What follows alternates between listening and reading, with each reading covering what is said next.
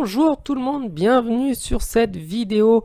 La Coupe du Monde au Qatar commence demain et c'est l'occasion pour moi de faire une vidéo sur les pires maillots de la Coupe du Monde. Parce qu'en effet, certaines équipes en ont fait des super et ça, ce sera l'objet d'une autre vidéo. Mais aujourd'hui, on s'attaque aux pires maillots de la Coupe du Monde. Numéro 5, le maillot de la Tunisie, le maillot domicile. Pourquoi il est dans ce top? C'est tout simplement parce que je comprends absolument pas l'intérêt du visage qu'ils ont mis. C'est pas, je crois, une représentation de la Tunisie. Et ils ont mis ce qui ressemble plus ou moins à deux roues. Alors je suis pas historien, mais il me semble pas que la Tunisie soit le pays qui ait inventé la roue. Je ne comprends pas du tout l'intérêt des dessins qu'il y a sur le maillot de la Tunisie. Et même le maillot dans l'ensemble est plutôt banal. Donc il est à la 5e place. Numéro 5, le maillot de l'Uruguay.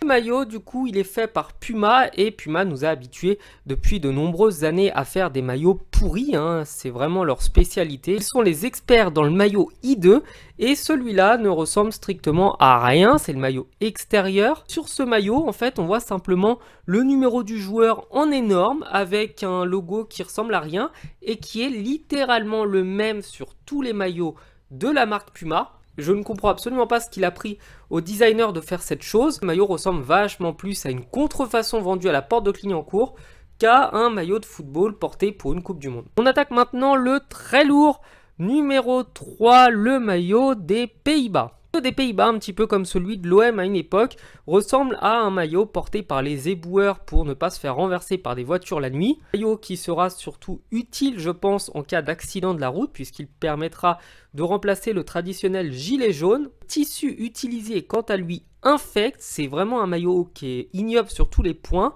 Le tissu n'est pas beau, la couleur orange est certes traditionnelle des Pays-Bas, mais sur un maillot flash, ça ne va pas du tout. Il aurait fallu un orange peut-être un peu plus foncé et un maillot un peu moins brillant. Numéro 2, le maillot des États-Unis d'Amérique.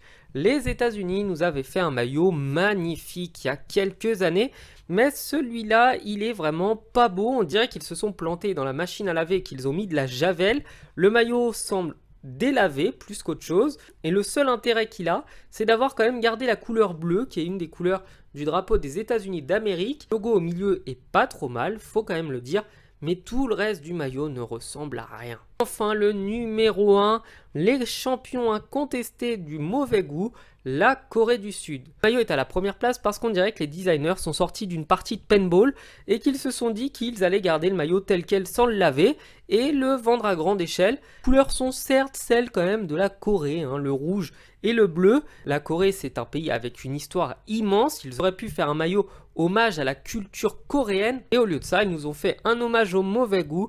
Donc le maillot est vraiment ignoble. Nike est quand même un équipementier qui fait habituellement des maillots plutôt sympas.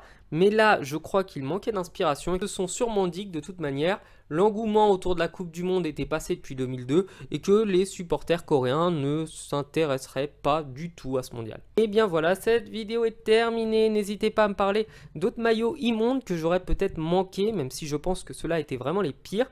Je vous souhaite de passer une bonne journée, un bon mondial et je vous dis à bientôt.